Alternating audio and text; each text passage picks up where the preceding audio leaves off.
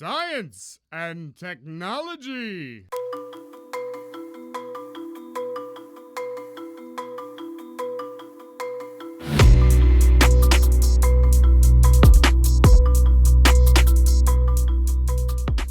Olá, bom dia, boa tarde, boa noite. Seja muito bem-vindo a mais um episódio do Fóton, o podcast do Ciencion. E hoje, mais um episódio.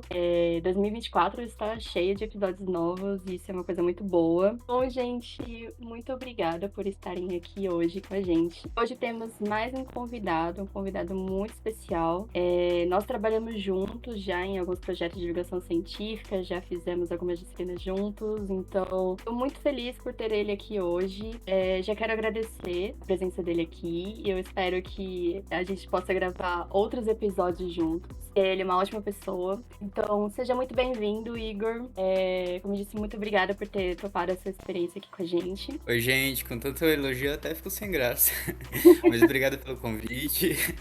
Então, eu sou o Igor, tenho 23 anos e tô na UFABC, o programa de mestrado em Ensino e História de Ciências e Matemática. Espero que a gente tenha uma boa conversa hoje. Maravilha, não, com certeza, a gente vai ter sim, a gente vai conversar muito. Na verdade, já estamos conversando muito antes mesmo dessa gravação, colocando todas as fofocas em dia. Mas é isso aí, já temos um spoiler, o Igor já tá fazendo mestrado. O detalhe é que ele está fazendo mestrado juntamente com a graduação. Como que ele aguenta isso, não sabemos. Ninguém aguenta, é assim. Mas ele vai contar um pouquinho da história dele pra gente hoje. Então, você já se apresentou, falou teu nome, idade, mas assim, de onde que você vem, o que você fez na graduação, o que você está fazendo agora? Você falou que tá no mestrado já em educação, certo? O que você tá fazendo? Como que é a sua vida? Bom, certo. É uma vida confusa, né? Então, vamos começar do início. Eu sou ribeirão-perense, Acho importante falar isso, porque a gente já vive num país onde a gente não conhece os cientistas do próprio país, Então, sou aqui do Grande ABC, Nascido e crescido aqui. E aí, tenho a sorte de ter uma universidade federal aí de qualidade perto da minha casa, que é a UFABC. Não tão perto assim, é 1 hora até lá, mas eu acho que comparado a outras pessoas, é bem perto, Então, eu tenho essa vantagem. E aí, eu entrei na UFABC para fazer neurociência, para fazer o bacharelado em neurociência. Não foi uma escolha, assim, que eu queria muito, na verdade, Foi os acontecimentos da vida, os acasos, Durante o ensino médio, eu queria fazer arquitetura, olha só, pra você ver. E aí, Tá no bem? final... bem perto, bem ali perto, E aí, no final do terceiro ano, eu entendi que eu também gostava muito de psicologia educacional. E eu podia fazer os dois, Podia fazer arquitetura e psicologia. Então eu prestei pros dois. Não passei nenhum. A vida do vestibulando é triste. E aí eu vim pra UFABC, porque tinha um curso de neurociência. Eu falei, talvez, em vez de tentar entender como que a psicologia fala de educação, deixa eu ver como que a neurociência fala de educação. E aí eu entrei na UFABC, comecei a fazer o curso de neurociência. Provavelmente colo o grau no mês que vem, Vou pedir a colação, tô aí terminando os processos, pedindo a documentação, É possível se formar, foco, gente, que a gente consegue. Um dos únicos. Não, mentira, muita gente se forma na FBC. A gente se forma, demora, mas a gente se forma. Se forma com uma bagagem boa, é gostoso isso, Quando termina é gostoso, durante o processo é um pouco complicado, Mas é isso, e aí tô terminando agora o curso de neurociência, mas sempre bate aquela crise de final de curso, Então quando eu percebi que eu tava terminando o curso, falei, e agora, Vou pro mercado de trabalho, vou continuar na pesquisa em neurociência. Eu sempre busquei esse contato da neurociência com a educação, mas tinha algo que pra mim tava faltando ainda na neurociência em si, Os estudos em educação, tem áreas para seguir onde você consegue entender melhor como que o cérebro funciona e como que isso pode ajudar na sala de aula, por exemplo, garantindo qualidade de sono pro aluno, Por que a gente tem tantos estudantes que às 7 horas da manhã estão dormindo na sala de aula, Acho que se isso é um evento que acontece em todo o Brasil, ou em todo mundo, tem aí algo mais que não é a preguiça do aluno, né? Então isso, por exemplo, está envolvido com o cérebro, né? Então tem coisa para pesquisar. Mas eu senti um pouco de falta da sala de aula. Então eu comecei a fazer algumas matérias de educação, né? De ensino, didática, políticas educacionais na UFABC. A UFABC é boa porque te permite frequentar disciplinas de todos os cursos possíveis que você queira. E aí comecei a fazer, então, as matérias de educação, e numa delas, né, chamada Projetos de Ensino de Matemática e Ciência com Arte, aí eu conheci a minha orientadora, minha atual orientadora, né, e ela me possibilitou ver que eu poderia, então, trabalhar com a pesquisa em ensino, né, ensino de física, propriamente dita. Eu me matriculei depois na licenciatura em física também. E aí, desde então, tenho trabalhado então nessa interface entre a arte e a física, as ciências, né? Pensando no ensino. E aí, por isso que eu tô no mestrado. Nossa, tem muitos cursos em neurociência, física. É interdisciplinar até demais. Nossa, vai realmente de um ponto até outro muito rápido.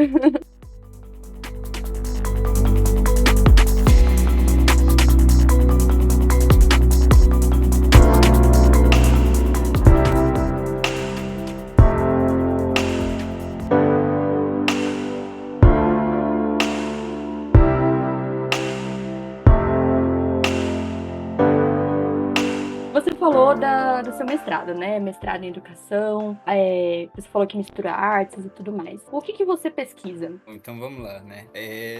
O mestrado, né? O programa de mestrado, ele se chama na UFABC Ensino e História das Ciências, né? Então, primeiro, né, a gente fala educação, mas existe uma diferença entre educação e ensino, né? Educação, a gente está pensando mais no processo de escolarização, né? Em como que a pessoa se forma. Ensino, geralmente, é da área específica. Então, eu trabalho com o ensino de ciências, né? Vamos ver como que um ser humano pode entender melhor sobre essas ciências que a gente tanto fala na universidade, né? E aí, pensar isso, a gente pode pensar de várias formas. Eu escolhi a arte para pensar, né? Em especial uma arte que é a literatura, né? Poderia ser teatro, tem muita gente, né? Por exemplo, na USP, que trabalha com ensino de física, com teatro. Eu escolhi a literatura por um gosto pessoal. Então, eu tento entender como que a literatura fala de ciências, né? E aí, pesquisando, né? Começando os trabalhos do mestrado, a primeira coisa que eu fiz é uma revisão bibliográfica, né? É chato de fazer, mas é necessário. Acho que o pesquisador... O pesquisador, ele precisa passar por isso pra gente entender o que as pessoas têm falado sobre o que você tá pesquisando, né? Acho que é uma das coisas principais da ciência isso, né? Ela é uma construção histórica, né? Construída pela sociedade. Então, você não parte sozinho, né? Quando você está fazendo pesquisa, você tem pessoas à sua volta, você tem orientadores, mas você também tem todo o campo de pesquisa que antecede você, né? Então, fui procurar o que as pessoas tinham falado de literatura e ensino de ciências. E aí eu achei uma falta da literatura brasileira. Quando você vai, por exemplo, usar na sala de aula literatura para falar de eletricidade com um estudante, o professor, ele pega o Frankenstein, né? Ele pega a literatura estrangeira, ele pega a ficção científica, né? Mas será que a nossa literatura, os livros que, por exemplo, a gente vê nas aulas de literatura, um Dom Casmurro da vida, né? Um Noites na Taverna, que a gente tem acostumado, será que eles não falam de ciência de alguma forma? E aí, com esse questionamento, com essa pergunta de pesquisa, né? Esse foco, então eu tô estudando durante esses 2 anos de mestrado, né, literatura especificamente brasileira. Como é que a literatura brasileira fala de ciências? Ai, que legal. E realmente, né, tem todo esse estigma da literatura brasileira no quesito, tipo, ela é muito chata, eu não gosto, porque o Brasil não tem história, nossa, mas é uma história muito chata. É basicamente isso que a gente fala. Eu não sei se é porque isso tá muito envolvido, são livros que a gente precisa ler durante o ensino médio, e eu não sei se é porque a nossa cabeça não tá muito bem preparada, não sei, a gente não quer ler aquilo. Realmente tem todo esse preconceito, né? Que literatura brasileira não é literatura. Eu acho que tem uma questão educacional, né? Geralmente quando a gente tem contato com essa literatura é na escola. Não vem de casa, né? A gente não.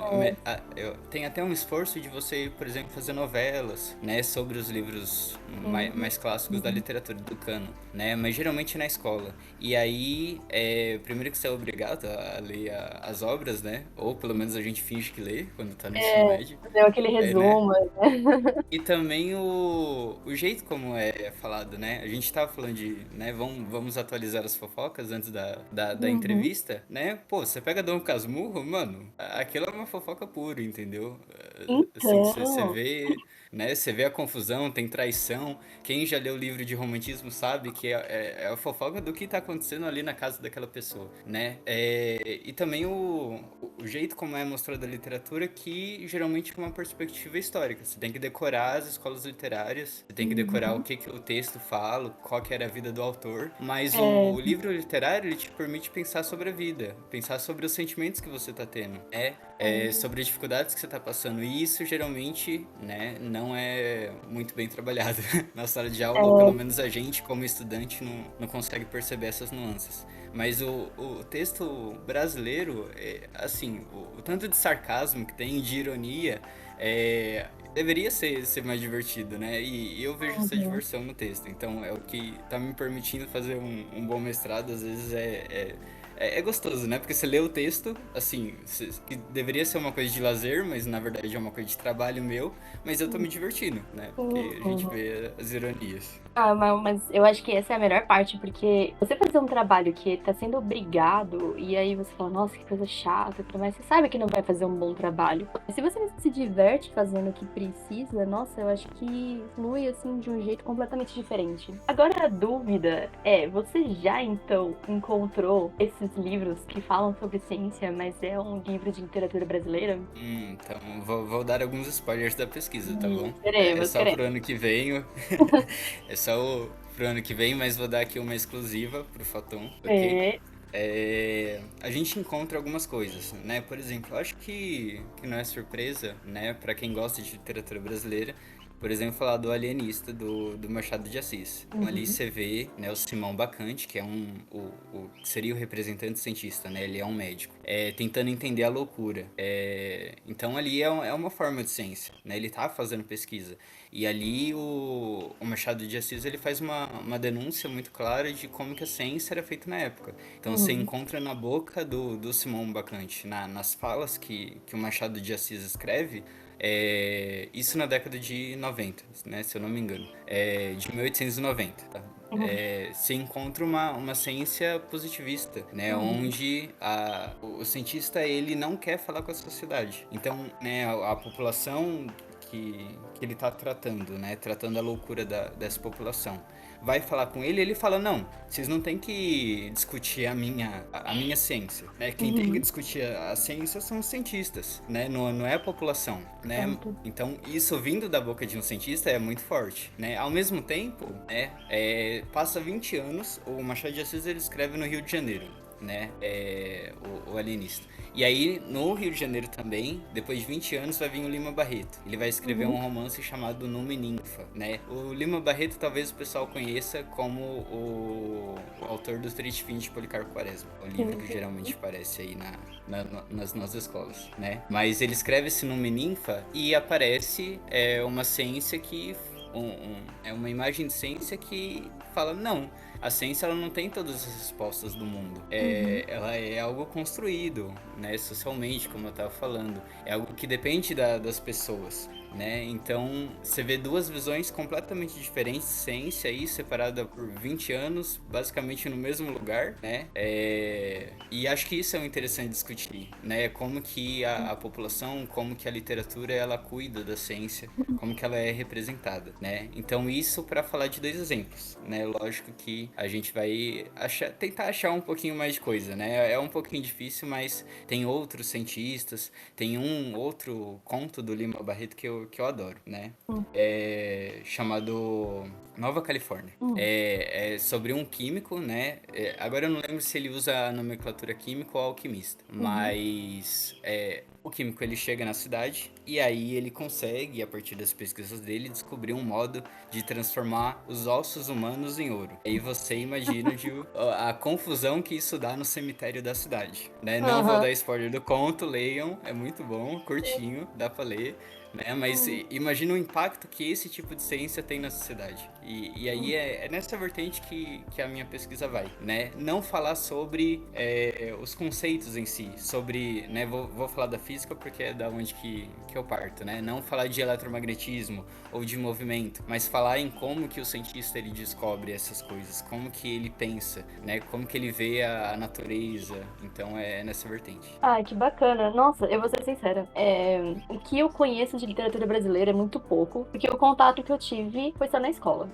Não foi assim, aquele contato maravilhoso do tipo, nossa, eu amo esse livro, eu vou ler todas as vezes, assim, sei lá, 5 vezes por ano. Não é desse jeito, não foi desse jeito, né? Então, você pensar que você consegue se divertir lendo o que já é nosso, né? Porque a literatura brasileira é uma coisa que eu acho que precisa ser melhor explorada. Assim, a gente conhece o que é passado pra gente na escola e termina lá. Assim, às vezes, quando você é adulto, você volta a reler algum livro, alguma coisa assim, né? Você tem uma cabeça diferente, então, não sei. Talvez você tenha reações diferentes também. Eu acho que tem muita coisa assim que a gente falta explorar, que nem esse conto que você falou. Eu não conheço, eu não sei, ele nem sabia que ele existia. Então, assim, foi uma surpresa. Eu falei assim, ai, que legal, acho que eu vou dar uma olhada agora. Sim, eu acho que isso vai até no encontro de como que a ciência também é ensinada, né? Por isso que, né, tô fazendo mestrado na área de ensino, né? Você vê muita semelhança, né? Por exemplo, você falou, não conheço esse conto. Pô, tem coisa que a gente vê no ensino médio e que a gente também não sabe, por exemplo, coisas que a gente viu na graduação, né? Você como bióloga viu na graduação, você falou, pô, isso é super legal, mas nunca isso aparece no ensino médio. Então é É, tanta coisa, né? Tantos livros, tantos conceitos científicos, tantas teorias, né? uhum, Tantos romances, tantos contos, tantos poemas que não dá pra colocar isso tudo na sala de aula de é uma vez verdade. só, né? Uhum, A gente vai se aprofundando, né, ao longo da nossa trajetória acadêmica, ou mais para uhum, um lado, ou mais para o outro. Mas mesmo o professor ele deveria ter um repertório um pouquinho maior e uma flexibilidade para conseguir trabalhar isso. Ele não deveria muito. estar tão preso no currículo O também, né, currículo, para exatamente. dar todos aqueles conteúdos. Não, ele poderia ter uma abertura para chamar, não, vamos então trabalhar esse conto do Lima Barreto, né? O pessoal gosta de falar de interdisciplinaridade, então, né, vamos falar Uhum, com o professor de literatura, o professor de ciências naturais, olha que coisa. Geralmente a gente pensa em interdisciplinaridade entre história e geografia, entre, uhum, né, as humanidades e as exatas. Mas e aí, vamos romper essa bolha? Então, uhum. também vem nesse quesito. Que legal. Não, nossa, adorei. E assim, na sua experiência, você já teve contato, né, com sala de aula? Como os alunos receberam isso? Como que, sei lá, professores também, eles viram o que você estava fazendo, toda essa questão de pesquisa e tudo mais. Como que eles receberam tudo isso? Eles pararam para pensar e falaram, nossa, realmente, eu poderia ter feito isso e tudo mais. Porque, assim, uma visão bastante particular, pode ela estar errada, mas, por exemplo, no meu tempo de ensino médio, não faz muito tempo assim, tá? Olha lá. Mas eu lembro que, assim, foi só no terceiro ano que o pessoal começou a falar de, vamos fazer aqui uma interdisciplinaridade, vamos juntar matemática e química, no caso de estequiometria, por exemplo. Então, assim, parece que é uma coisa meio recente, sabe? Eu não sei. Como que o pessoal tá recebendo isso? Certo, o bom de ser um pouco mais velho, né, Ju? É que a gente vai percebendo algumas mudanças, né? Então eu acho que eu tive a mesma percepção que você quando eu estava no ensino médio, né? Hoje, Uhum, estando na faculdade, né, vendo as pesquisas. Você, por exemplo, tem um movimento muito grande, né, de união das ciências para interdisciplinaridade. Então você vê os currículos hoje, a base comum curricular que a gente segue, né, aqui no Brasil, ciências da natureza, elas estão juntas. Você não tem a divisão clássica física, química e matemática. Os livros didáticos do Plano Nacional de Livro Didático, né, que vai para as escolas públicas, eles apresentam só um livro de ciências, com todos os conteúdos que deveriam ser trabalhados, né? Se eu não me engano, na última edição, eles pediram para que fosse 5 volumes. E aí os professores, eles têm que trabalhar, existem várias críticas quanto a isso, né? O modo como é feito, mas as coisas agora estão juntas, né? E o que eu percebi, uma experiência que a UFABC me proporcionou, né? Quando eu estava terminando, né, as matérias de neuro, começando a pensar em fazer um mestrado, eu pude entrar no programa de residência pedagógica na UFABC. Então eu passei 1 ano e meio numa escola aqui de Ribeirão Pires, onde eu moro, nas aulas de física do noturno, né? Então o pessoal que aí vai pro Senai, vai pro ETEC, ou trabalha de manhã e à noite vai estudar. Pessoal de 15 a 18 anos, né? Ensino médio normal. E aí eu pude ficar com eles esse 1 ano e meio. E nesse 1 ano e meio eu tentei conversar com eles, ver o que eles sabiam sobre física, sobre literatura, dar umas aulas um pouco diferentes, né, de experimentação, usando texto histórico, por exemplo.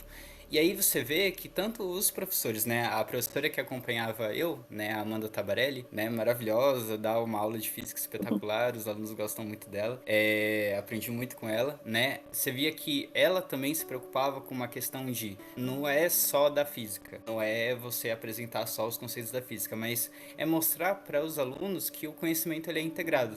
Né? Então, a gente vai para a faculdade, né? Você agora que está fazendo engenharia, né? Vê que não é só entender biologia, né? Você tem que entender matemática, biologia, né? E é bom que você saiba um pouco de sociologia, para entender que, por exemplo, se você vai trabalhar como engenheira ambiental, preservando um espaço, né? Preservando uma área ambiental, né?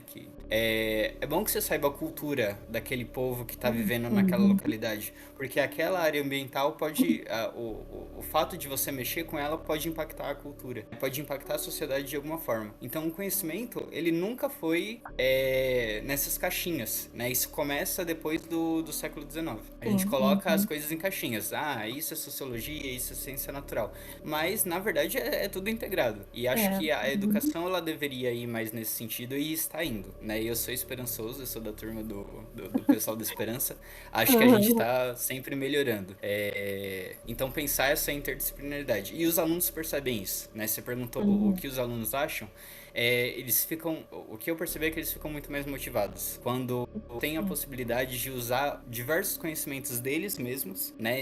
Ao invés de ficar escutando o professor falar sobre um tópico específico. Sim, não, nossa, eu lembro, assim, qualquer coisa que era diferente do professor lá na frente, meu, já a aula ia, assim, de 0 a 100, sabe? Era muito bom quando apresentava uma coisa diferente, a gente trabalhava alguma coisa diferente, saía daquela mesmice de, então, gente, o assunto de hoje é esse aqui, vamos lá, tem que estudar pra prova. É realmente uma coisa muito chata, muito cansativa, e eu acho que hoje em dia, principalmente com a quantidade de estímulo que você recebe, que as crianças e os adolescentes, né, estão recebendo, assim, sendo bombardeados com diferentes tipos de notícias, por diferentes tipos de veículos também, né? Majoritariamente internet, redes sociais. Você fica cansado muito rápido e você fica entediado muito rápido. Se você continua nesse negócio de o professor lá na frente, nossa, vai ser muito difícil prestar atenção. Sim, e sabe uma coisa que é nítido? Sim, Uhum. você entra na sala de aula com uma proposta diferente, aquele aluno que nunca ia se destacar, ele começa a participar da aula. Às vezes é Ai, que aquele, legal. né, a turma do fundão. Mas Uhum. por quê? A aula tradicional, né, eu, você, talvez, a gente se adaptou a isso, né? A gente funciona Uhum. bem com isso. A gente já tá lá, presta atenção no professor, faz as anotações do caderno e vai bem na prova. É. Mas isso é algo socialmente construído, né? Não necessariamente a educação deveria ser assim para todas as pessoas. Então, quando Uhum. você faz diferentes formas de ensino com a mesma turma, forma, você dá a possibilidade de que os alunos eles explorem outras formas de aprender. Às vezes, aquele aluno que passou a vida toda sendo o pior aluno da sala é o que mais vai dar contribuição para sua aula. É E isso vai verdade. gerar uma comunidade de aprendizado. Nossa, isso é muito legal. É uma experiência, assim, completamente diferente, sabe? Você, às vezes, sei lá, não dá nada pra aquela pessoa, fala, não, isso aí não vai ser ninguém na vida, porque não tá prestando atenção, não vai bem na prova, nem nada disso. Mas é só uma questão, assim, de você mostrar outras opções de aprendizagem. Acho que eu carrego um pouco disso da neurociência, né? Cada cérebro é diferente, né? A gente tem um sistema para aprender igual, né? Por exemplo, memória, esses fatos que a gente aprende na escola, geralmente eles ficam numa área do cérebro chamada hipocampo. Né, é uma das áreas responsável pela memória, né? Tem várias áreas no cérebro, né? O cérebro todo ele integra conhecimento, mas a área principal quando a gente fala de memória é o hipocampo, né? Então existe um jeito de funcionamento ali. O Uhum. hipocampo ele funciona de uma determinada maneira. Não significa que todo mundo vai aprender da mesma maneira, porque cada cérebro é diferente. Então vê a ligação de que um conhecimento da ciência, da neurociência, pode ajudar na educação, né? Então aí puxando um pouquinho o gancho para a UFABC, né? Essa interdisciplinaridade, né? Eu só Uhum. consigo perceber isso porque eu fui aluno de neurociência e agora sou mestrando na área de ensino. Ai, que legal. Não, muito bacana tudo isso. Assim, é um leque muito grande de opções, de possibilidade. E na maioria das vezes, na grande maioria das vezes, a gente não conhece. A gente não sabe que tem essa ligação do tipo, nossa, como que ele saiu da neurociência, foi pra física, dá aula, já tá fazendo mestrado, mistura literatura, tipo, meu Deus do céu, tudo isso tem a ver. UFABC.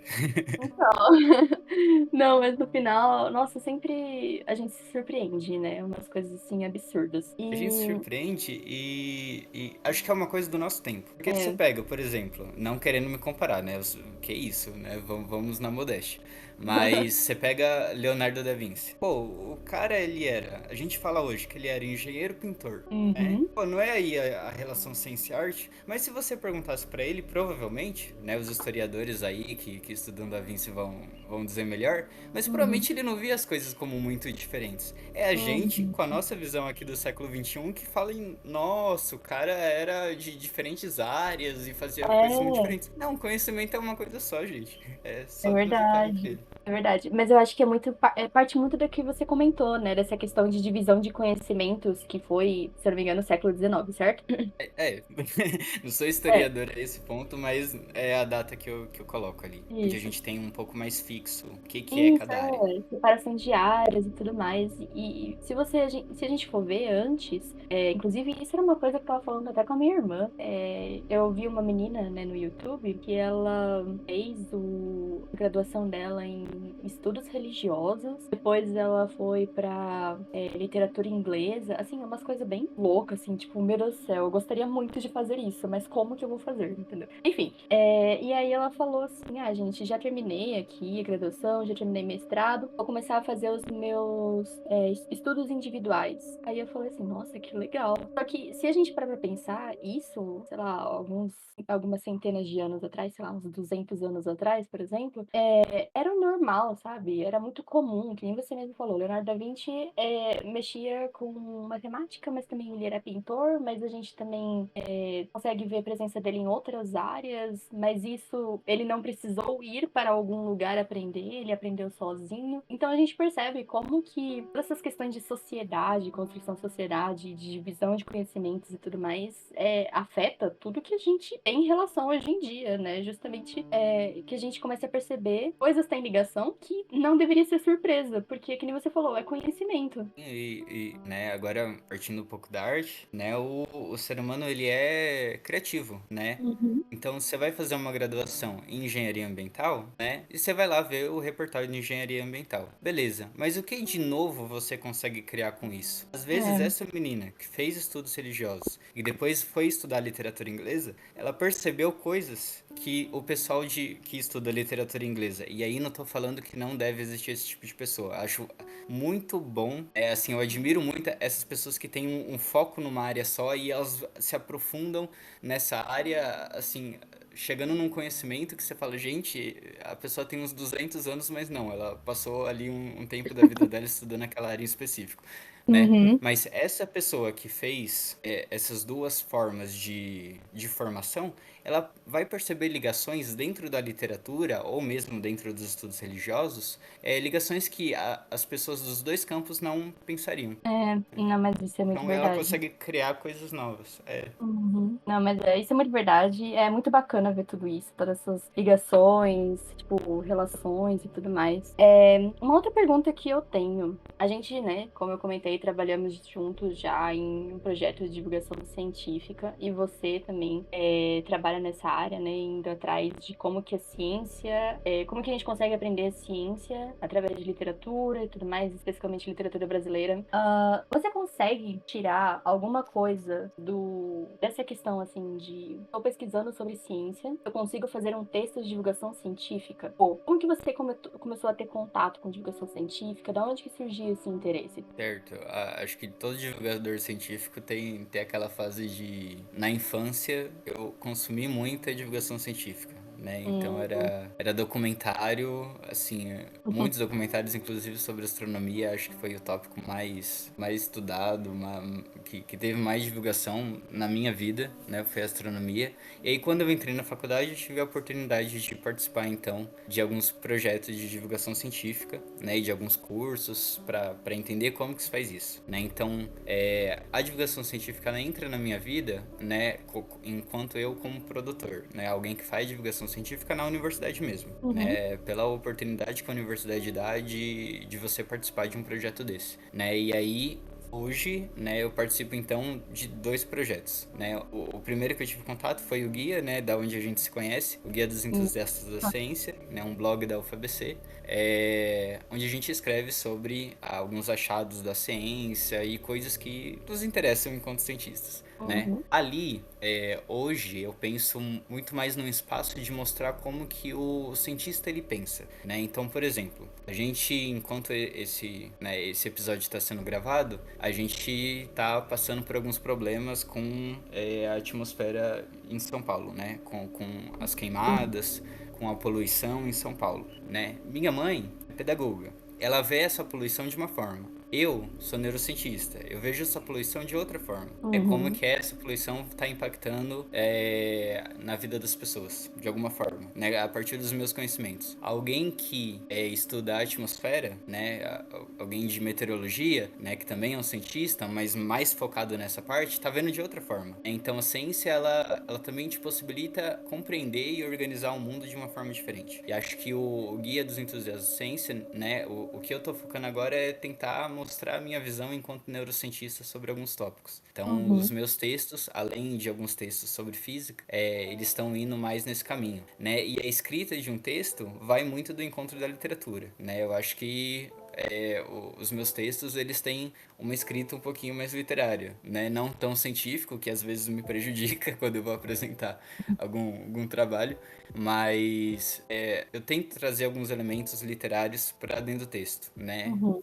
Metáforas, alguns contos, algumas coisas, né? E então esse é um projeto. Outro projeto que eu tô guiando também, esse ano eu comecei, né, junto com o professor Bruno Cerqueira, da UFABC, e mais Uhum. uma turminha aí, né, meu companheiro de trabalho, Rafael Vilas Boas, uma revista chamada Versos e Universos, onde a gente tenta articular ciência e literatura. Então é algo mais próximo do que hoje eu estudo no mestrado, né? Então, cada Uhum. edição a gente faz uma entrevista com um professor da universidade e a Uhum. partir dessa entrevista cria alguns contos, poemas, crônicas e integra isso tudo dentro de uma revista de divulgação científica, né? A gente começou esse ano, então a gente teve a primeira edição, né, o primeiro semestre, e agora está preparando a segunda, né? Então, na primeira edição a gente trabalhou questões rochosos. E aí, já dando um spoiler da segunda edição, provavelmente a gente vai falar de farmacologia. Então, são formas Ah, que eu encontrei de unir a divulgação científica com a minha pesquisa de mestrado. uhum. Ai, que legal. Ai, spoiler também. Eu já fiz trabalho com o professor Bruno também. A gente falou sobre divulgação científica em museus, né? E como que era essa integração entre museus, universidades e escolas. Nossa, mano, foi muito gostoso também de fazer esse projeto. Eu gosto muito de museu. É museu, aquário, sabe? Essas coisas assim, É uma bem. outra pegada, né? O Bruno, ele tava falando disso esses dias numa disciplina que eu tava fazendo com ele. que o museu, você vai para outros países, ele é um espaço público, né? Você tem, por exemplo, cafés dentro do museu e o pessoal vai dentro do museu e larga os filhos lá dentro rodando no museu e não é uma coisa para você ir uma vez só. Aqui no Uhum. Brasil a gente tem esse costume, as coisas são às vezes não acessíveis ou a gente tem uma vida tão corrida que quando a gente vai no museu a gente quer passar por tudo de uma vez É, só, como se a gente fosse aprender alguma coisa significativa disso, né? É bom, hum, a gente precisa visitar mais museus, precisa estar lá dentro ocupando esses espaços, mas pensar numa educação museal que usa o museu uhum. como comunicador da ciência também para a sociedade é algo muito legal.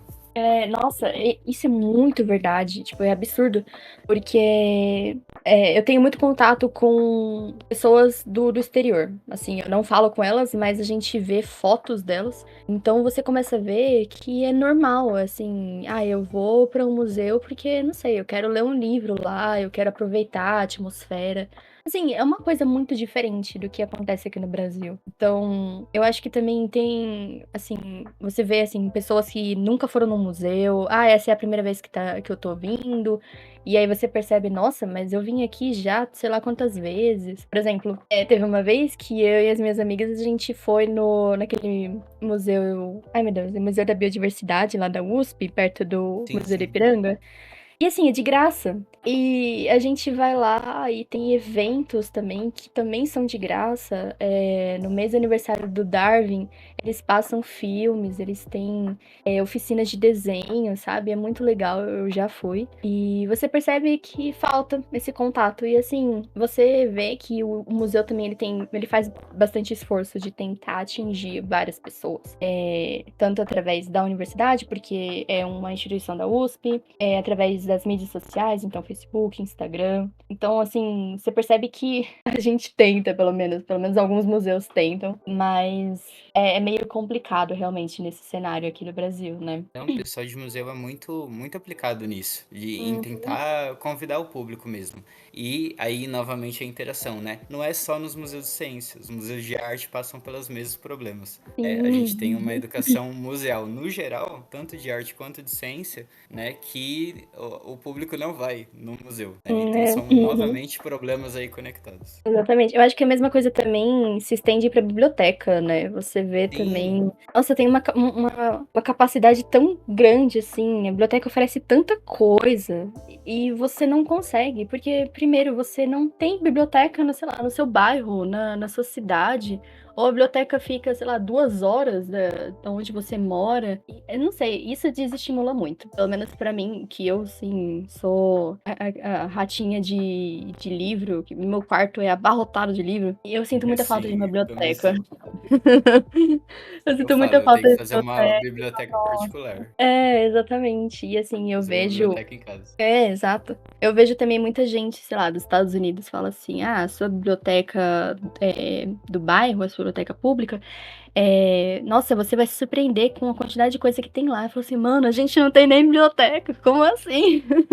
É muito E quando a triste. gente tem, quando a gente tem, a gente vê só como um espaço de, vou lá, pego o livro que eu preciso, né? Então, Não, na biblioteca tem atividades mesmo de produção de texto, de conhecimento sobre a cultura também. Então, pelo Uhum. menos as boas bibliotecas que fazem alguma atividade cultural. Então não é só Nossa, isso, não é só pegar o livro. exatamente. Meu, eu vi uma moça que ela mora na Finlândia. Tudo bem, ela mora na Finlândia, né?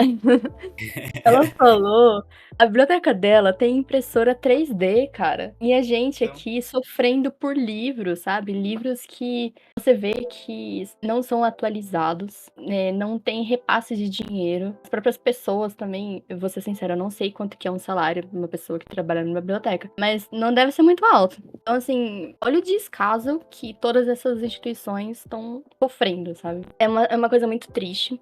Eu gostaria muito que não fosse desse jeito, porque, nossa, a gente ia ganhar muita coisa. Ia ganhar muito a, a, aprendizado, né? Uhum. a sociedade toda ganha, né, quando se trata de Isso. educação e cultura, Uhum. né? E Exatamente. é uma necessidade, né? Um dos autores principais que eu trabalho no mestrado é o Cândido, Antônio Cândido, um Hum. ex-professor da USP, né?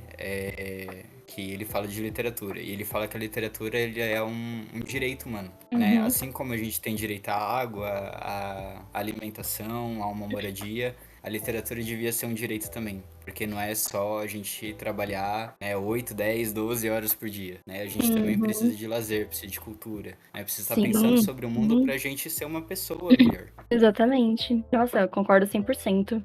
E, assim, já estamos encaminhando para nossa finalização aqui do episódio. Uma pena porque a conversa tá muito boa. Mas, assim, a gente tá falando de aprendizados, né? Então, até aqui, com tudo que você já teve contato, o que você aprendeu, assim, tanto relacionado a cursos de graduação, quanto mestrado, quanto divulgação científica, projetos de extensão, tudo. O que você aprendeu e o que você ainda quer continuar aprendendo, sabe? Assim, sei lá, um plano pro futuro. Nossa, pergunta difícil, hein? É, Isso tudo. véi. Pra fazer uma síntese de tudo que eu aprendi na vida. Não é uma vida É, muito assim, longa, né? Só né? somos jovens, mas. Mas olha, eu vou falar a mesma coisa que eu falo para os alunos que eu tenho, né? A gente tem que estar de olho nas oportunidades no sentido de ter coragem de ir atrás. Né? Uhum, Então a gente está falando das bibliotecas, né? A gente sabe onde tem biblioteca, né? Por que a gente não sabe, né? Vamos saber, né? E isso eu falo no sentido de que tudo que eu aprendi, né? Foi porque eu me arrisquei, né? Então eu fui para a UFABC. Ah, eu conhecia como que funcionava uma universidade pública? Não, na época não. Então vou lá, vou ver o que tem, né? A gente tem que aproveitar mais o que é nosso, né? O que é público, né? uhum, Então, tanto em museu, tanto quanto na divulgação científica, né? Eu sabia como fazia a divulgação científica quando entrei no Guia dos Entusiastas? Não, né? Mas vamos lá, vamos aprender. Então, uhum, né? Vamos tentar ter coragem quanto a isso, né? Eu falo para os meus uhum. alunos, vocês sabiam que vocês podem fazer iniciação científica no ensino médio, né? Enquanto tá no ensino É. médio, não precisa esperar até a graduação, né? Uhum, Vai lá, vamos ver como que funciona. Você precisa de ajuda? Vamos, né? Eu ajudo. Bora lá, vamos tentar fazer isso acontecer. Mas assim, você quer conhecer? Se arrisca, vai atrás. uhum. Não fica dependendo das pessoas também, dos professores, né? É verdade. Vamos lá e vamos conhecer. E agora, planos futuros, olha, assim, a minha cabeça tá completamente voltada para terminar o mestrado, né? Sim. É, a gente termina a graduação e quer terminar o mestrado, né? Sim. Mas eu Uhum, penso em me aprofundar mais mesmo na literatura brasileira. Acho que assim como você, uhum, né? Eu conheço um pouco mais, mas ainda não conheço tanto. É uma falha mesmo da nossa educação. A gente não é. conhecer tanto sobre o nosso país, sobre a nossa cultura. Uhum, E eu preciso ter mais experiências de sala de aula. Né? A residência pedagógica foi boa, os estágios sendo bons, né?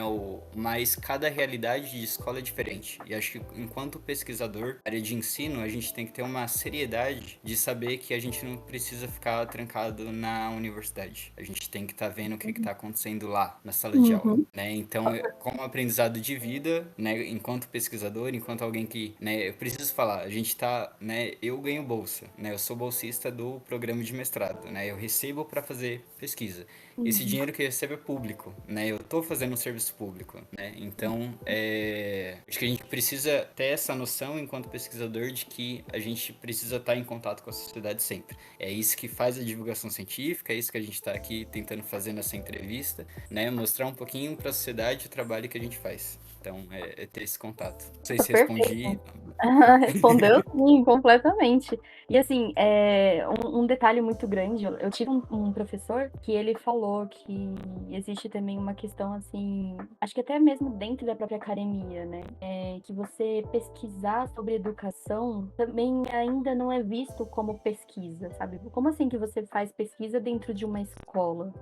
As pessoas ainda têm Como muito que eu aquele vou pensamento. fazer É que como as que eu vou pessoas. fazer pesquisa com jaleco e numa bancada e estudar educação, né? A visão de ciência que a gente Exatamente. tem de pesquisa é só essa de laboratório. Né? Exato. Pesquisa não, eu posso ir na escola e tentar entender melhor o processo como aquela escola constrói o conhecimento dos alunos, né? Isso também é pesquisa, Exatamente. né? Mas Uhum. Não, mas isso é muito verdade. Porque, assim, a área dele era pesquisa, mas ele falava, a área dele de trabalho misturava circo, então ele era palhaço, literalmente. Então, ele via que, assim, ele já estava na academia já fazia algum tempo. O início da carreira dele foi em bancada, ele fazia pesquisa com laticínios, uma coisa assim. E aí agora ele mudou completamente, foi para essa parte de educação, ele faz pesquisa em escola, faz pesquisa em universidade e é pesquisa. E as pessoas É, precisam entender isso, né? É importante a gente falar esses exemplos, porque às vezes as pessoas veem a área de educação, de ensino, como uma ciência, assim, fraca, né? No sentido, Uhum. tem rigor? Tem rigor, tem método para você seguir. Eu tô fazendo mestrado, eu vou ter uma aula de metodologia no ensino, na pesquisa sobre ensino de ciências. Então, Uhum. existe método próprio, da mesma forma que os químicos, os físicos, os biólogos, os sociólogos têm métodos para você estudar aquele objeto de pesquisa. Então, é pesquisa sim. Uhum, exatamente. Nossa, maravilhoso. Eu adorei a nossa conversa. Agora, realmente, para finalizar mesmo, você pode deixar aqui uma mensagem final, indicação. Você pode indicar um livro, um filme, música, artigo, qualquer coisa que você queira, que você goste, que você viu recentemente e que você acha que as pessoas também vão gostar. Bom, eu vou agradecer, né, primeiro o convite, né, como eu falei, eu sou alguém que usa do dinheiro público, né, sou funcionário público, então obrigado pelo espaço de poder mostrar um pouquinho, devolver para a sociedade o que eu tô fazendo, né, então Uhum. muito obrigado pelo convite, sempre bom conversar com você, né, espero que Ai, a eu gente tenha adorei. mais projetos juntos. Sim, com É, certeza. de recomendação, né? Vou fazer aqui minha publicidade também, né? Vão lá, confiram a revista, né? E o blog dos entusiastas da ciência. A revista é Versus e Universos. Tá lá só a primeira edição por enquanto, mas tem muita coisa boa chegando, gente. Pode ir lá conferir, só pesquisar. E, né, obviamente, como um mestrando na área de ensino e literatura, leiam literatura brasileira, gente. É muito bom, não vão com esse viés da escola, vão procurar, que tem coisa muito boa, muito engraçada, muito legal, muito comovente. Então, se aprofundem, que vale a pena. Maravilha, Igor. Nossa, eu adorei a nossa conversa. A gente podia continuar conversando aqui por horas. São assuntos muito bons. É um assunto que eu gosto muito de conversar, particularmente. E é isso. Foi uma coisa muito gostosa, um momento muito gostoso. Eu espero que a gente consiga repetir, talvez um próximo tema. Você falar mais, assim, da sua pesquisa, o que que você encontrou, né? Quem sabe? Mas é isso. Eu também agradeço muito. Agradecer também ao André, que vai fazer a edição, né, do nosso Sim, eu episódio. sou Muito muito obrigada, contente. André. E eu também queria agradecer você, nosso querido ouvinte, por ter chegado até o final desse episódio. Eu espero que vocês tenham gostado. E fiquem atentos, nós vamos publicar mais episódios do Fóton, mais episódios do Ciencion, então não deixem de acompanhar, tá bom? Beijo, gente, até a próxima.